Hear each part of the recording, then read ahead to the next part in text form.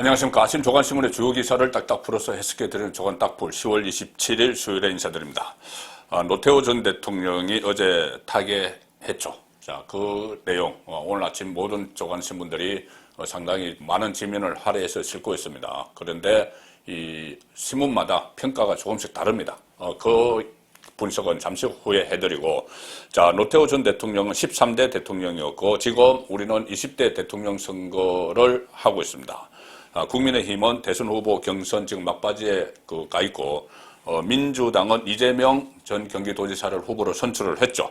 그런데 끝나도 끝난 게 아니다. 여러 가지 의혹, 특히 대장동, 이 천문학적인 배당금이 쏟아진 대장동 사건에 연루된 정황들이 속속 드러나고 있습니다.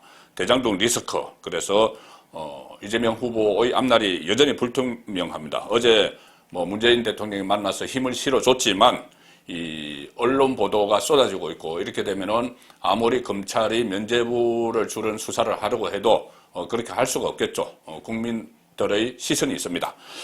특히 이 화천대유에 김만배 씨가 그 소유주인 화천대유에 비정상적으로 천문학적인 배당금을 갚도록 설계한 이 일이 다시 누가 주도를 했느냐, 이것이 어제 오늘의 관심사인데, 자, 이재명 후보가 이것을 인지했는지 여부가 관건이죠. 그렇게 되면 인지했으면은 배임이 됩니다. 배임이 되고 지금은 직권남용 이야기까지 나오고, 그렇게 되면 기소가 되면 대선 출마가 불투명해지는 것이죠. 어제 그제 오늘 새로 부각되는 의혹은 이겁니다. 대장동 사업을 착수한 시점에 사업 주체죠. 성남도시개발공사 사장을, 황무성 사장을 강제로 내쫓고, 이재명 신복 유동규 본부장을 사장 직무 대행으로 3, 4개월 앉혀서 이 비정상적인 이 설계를 했는데, 자, 황 전 사장을 쫓아낸 사람이 누구냐? 이것이 핵심입니다. 이것이 만약 이재명 당시 성남시장이었다는 게 밝혀지면은 명백한 직권남용, 강요죄 이런 것이 되는 것이죠. 왜냐하면 그때 황 전 사장은 임기가 1년 이상 남아 있었던 때인데 중간에 내보낸 겁니다. 자, 그래서 오늘 세계일보 먼저 보시면은 오늘 대부분의 기사는 뒤로 다 밀렸습니다. 이 노태우 전 대통령 타계 소식 때문에. 자, 세계일보 신명 보시면은 황무성 사퇴 종용 일파만파. 그래서 이재명 이번에는 직권남용 의혹에 휩싸였다. 녹취록 파장, 이 녹취록이 공개됐죠. 황무성 전 사장이 2015년에 부하 직원에게 유동기 당시 개발사업본부장, 부하 직원입니다. 황무성 성남도시개발공사 사장이고, 그때 이 유한기가 계속 살펴내라고 종용을 하죠. 그래서 그것을 황무성 사장이 녹음을 했습니다. 하도 재촉을 하니까는 왜 그러나 하고 나중에라도 따지려고. 자, 유한기 황무성의 사직서 종용을 하면서 녹취록에 나오는 겁니다. 녹음 대화 내용이 있죠. 시장님 얘기입니다. 왜 모릅니까? 이렇게 막 따집니다. 시장님이 하라고 하는 거다, 사표내라고 하는 거다, 이 이야기죠. 이 시장은 이재명 성남시장입니다. 그래서 사실상 이재명 입김 작용한 정황이 담겨 있다. 그래서 수사 상황에 따라서는 이재명 조사 가능성이 있다. 자, 그래서 제가 그 당시에 있었던, 그 시점에 있었던 일을 제가 분석을 한번 해드리겠습니다. 그러면은 과연 황무성을 누가 쫓아냈고 왜 쫓아냈는지가 드러납니다. 이 유한기 본부장이 황무성 사장에게 사표 내라고 종용하는 건 하극상이죠.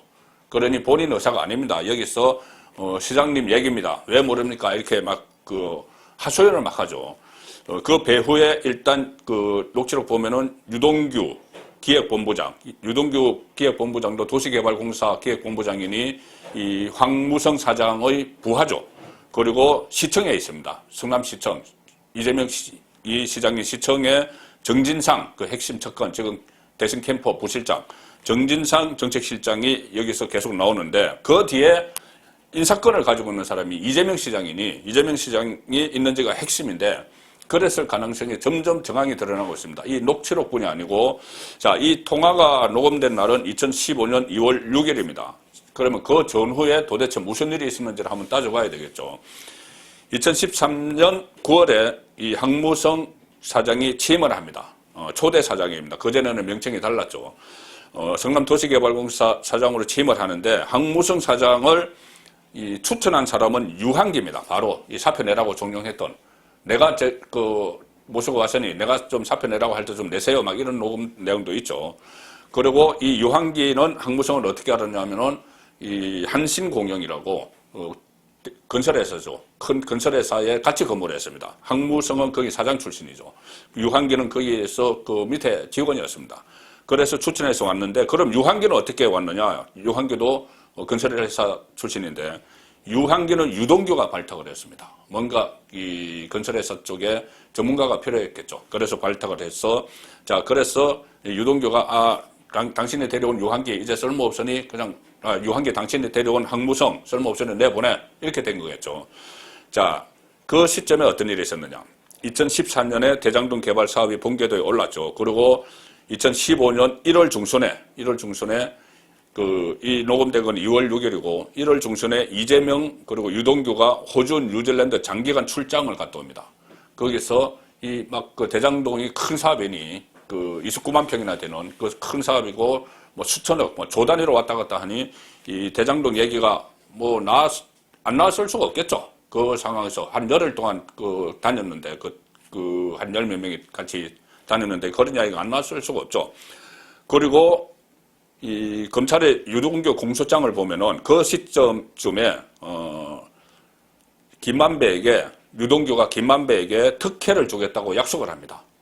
뭐냐 하면은 지금 막 보도가 됐던 수익의 25%를 주겠다, 또 700억 이야기도 나오고 천하동인 1호 1000억 이상의 배당금을 받은 천하동인 1호의 실제 주인은 그분 것이다.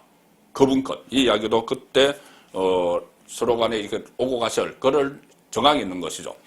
자, 그리고 1월 중순에 그렇게 뉴질랜드, 호주 장기간 갔다 오고 그 시점에 김만배에게 유동규가 특혜를 주겠다고 약속을 했고, 1월 26일에 이 성남도시개발공사 투자심의위원회가 하나 의결을 하는데, 그 의결 내용은 뭐냐면은 성남도시개발공사가 대장동 사업 수익의 50%를 가져가는 것을 보장하는 그 내용입니다. 그러니 이 시행사 성남의 뜰 지분대로 성남도시개발공사가 가지고 있는 50% 지분, 그만큼 가져가는 겁니다. 자, 그렇게 되면은 현재 기준으로 그 돈이 3,500억 원이 됩니다. 자, 그 황무성은 그때까지는 사장이었죠. 그래서 이 안에 찬성하는 입장입니다. 이 50% 지분을 가져가는 건. 그런데 이때부터 황무성이 이 안에 찬성을 하니 이때부터 유동기가 황무성에게 사퇴를 막 종용을 하죠. 뒤에 시장님 얘기입니다. 이런 식으로 하면서 사표를 종용을 하다가 황무성은 버팁니다. 버티니 2015년 2월 6일 녹음된 이날에 유동기가 마지막으로 최후 통첩을 하죠. 오늘 사표 안 내면 우리는 박살난다. 왜 그럴까? 그날이 하천대유 설립한 날입니다. 그러니 아마 또 유동기가 지휘부라는 이야기를 했죠. 지휘부가 시킨다. 지휘부, 이재명, 유동규 이렇게 연결될 가능성이 크죠. 정진상. 지휘부가 아마 그날 사표 받는 마지노선을 설정을 하지 않았나 그렇게 싶습니다. 그래서 그날 결국은 황무성 사장이 사표를 제출을 하죠. 자, 그리고 세초를 제출을 하니 2015년 7월에 후임 사장 황호양 사장이 올 때까지 유동규가 3, 4개월 시장 직무대리를 합니다. 직무대리를 하면서 여러 가지 설계를 막 하죠. 그리고 2월 13일에 사퇴하고 나서 황무성 사장이 사퇴하고 나서 2월 13일에 초과 이익 환수 조항을 삭제한 공모 지침서가 마침내 공고가 됩니다. 그래서 성남도시개발공사에는 1,822억 원 딱 고정 수익만 가도록 하고 나머지는 하천대유 민간업자에게 다 몰아주는 그런 구도를 황무성 전 사장은 몰아내고 나서 이 유동규가 사장 직무 대행할 때 1차 천례로 막 진행을 하는 겁니다. 자, 그래서 그렇다면은 수천억이 갔는데 나머지는 김만배를 비롯해서 민간업자 손에 갔는데 그 돈의 행방은 어디 갔을까?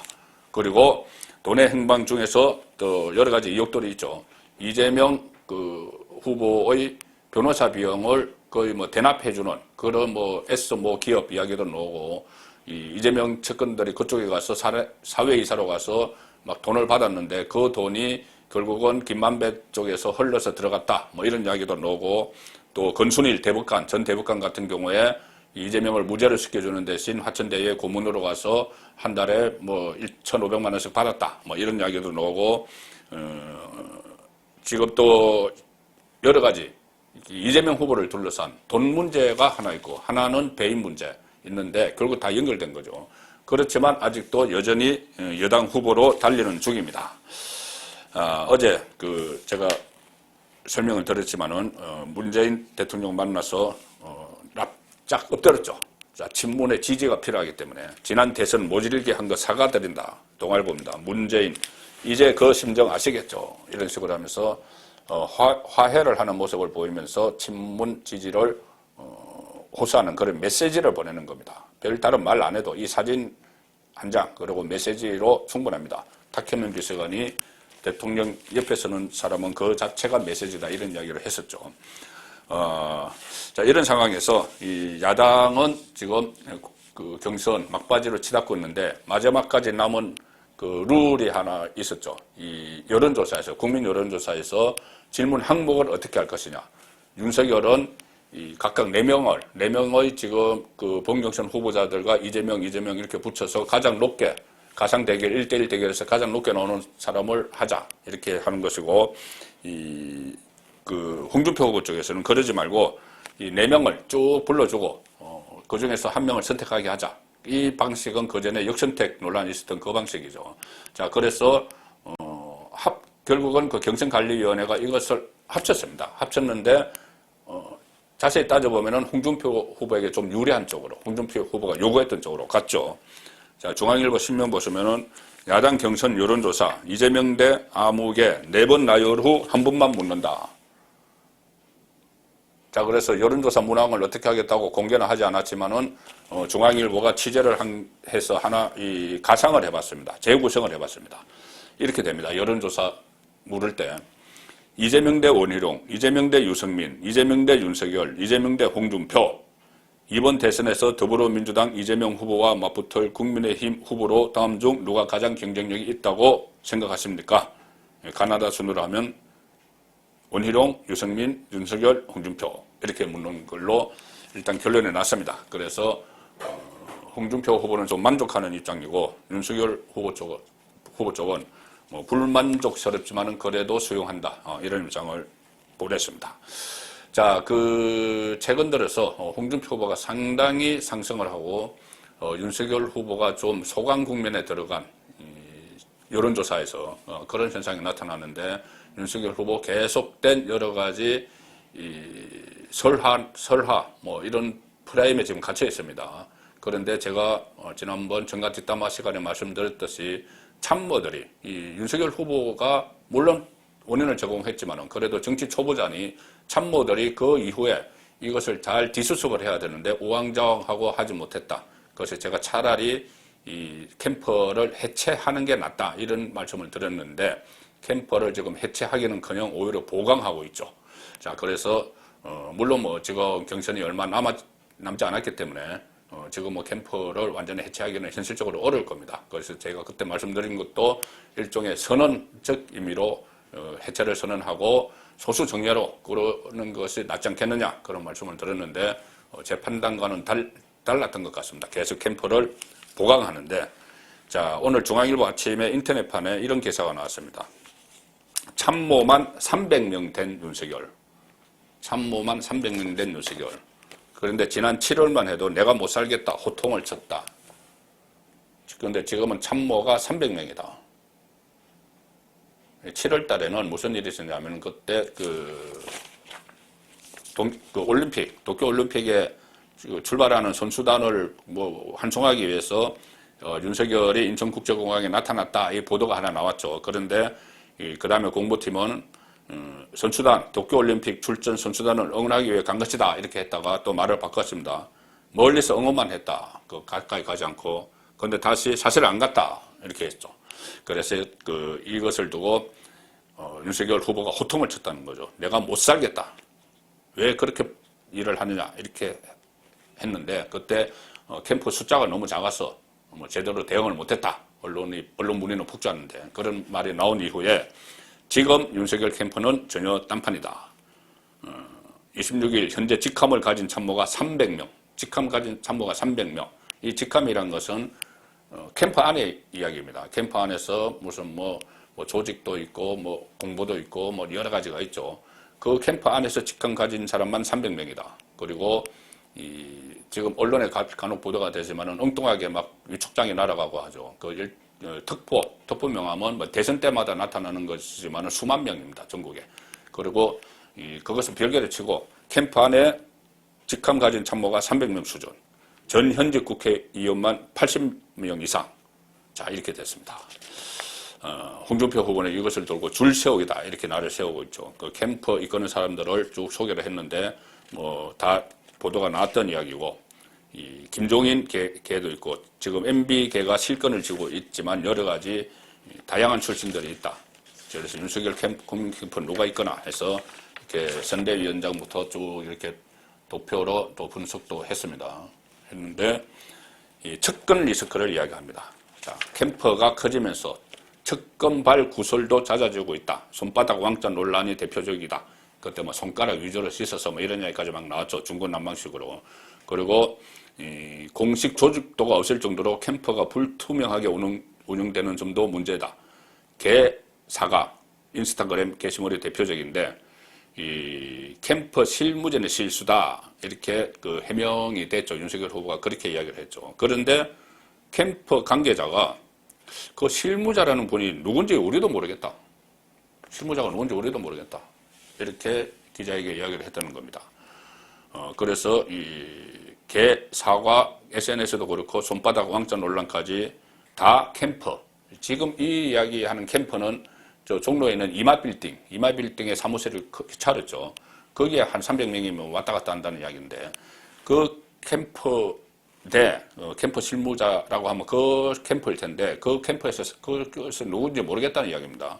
그리고 이 논란에서 이야기된 그 캠프 관계자가 캠프 실무진 이 사람들이 이마빌딩에 있는 사람이 아니고 서초동 아크로비스타 주변에서 벌어진 일이다. 이렇게 캠프 안에서 그런 이야기가 나옵니다.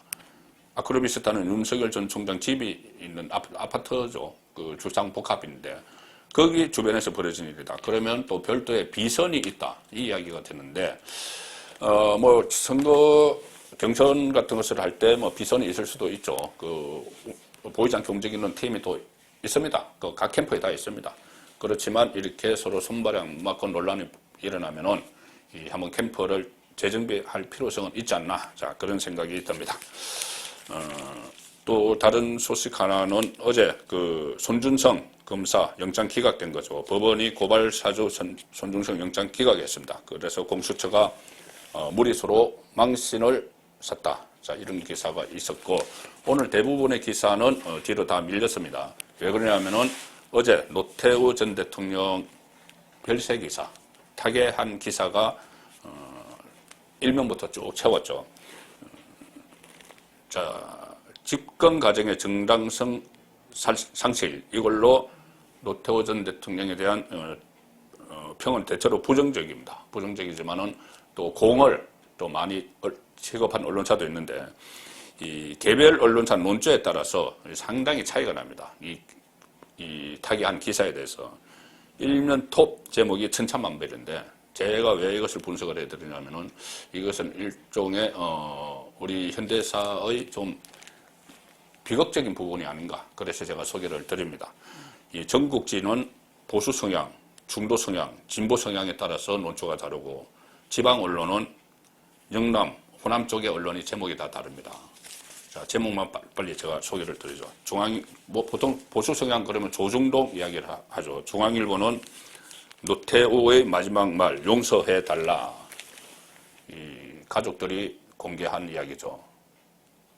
이것을 중앙일보 다뤘고 조선일보는 국민의 봉사해 영광이다. 가오는 용서 바란다. 비슷합니다. 동아일보도 저의 가오 깊은 용서 바란다.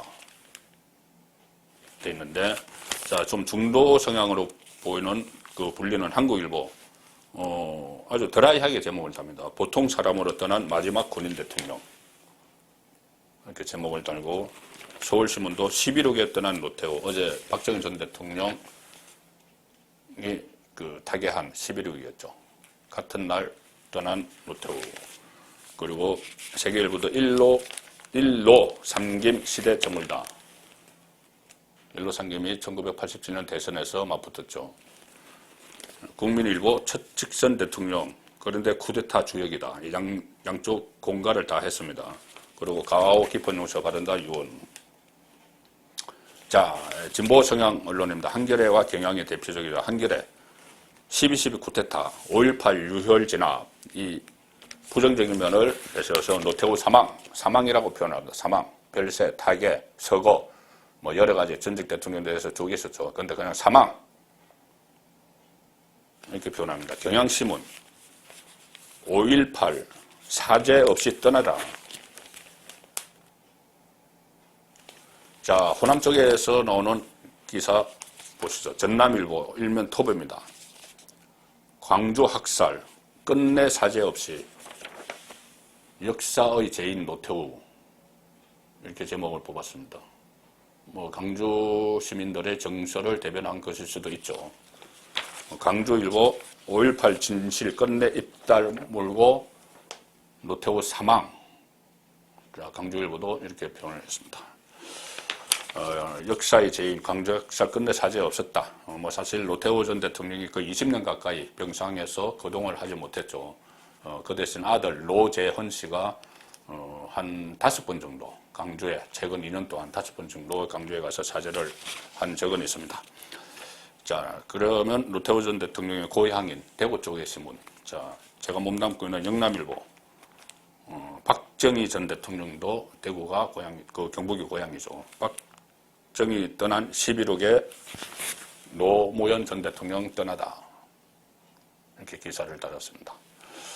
자, 대구신문. 첫 직선으로 뽑힌 데 의미를 부여합니다. 노태우 전 대통령 별세. 자, 뭐, 언론뿐이 아니고, 어제 정치권에서도, 여야가 온도 차이가 있었습니다. 매일경제 보시면은 명복은 빌지만, 노태우 추모의 여야 온도차. 호남 중도층 의식한 민주당은 군사정권 주역. 그런데 역사 부정한 전두환과는 또 다르다. 이렇게 평가를 했고, 야권 대선 주자들은 일제히 애도를 표시를 했습니다. 10월 27일 보내드린 조간 따풀이었습니다.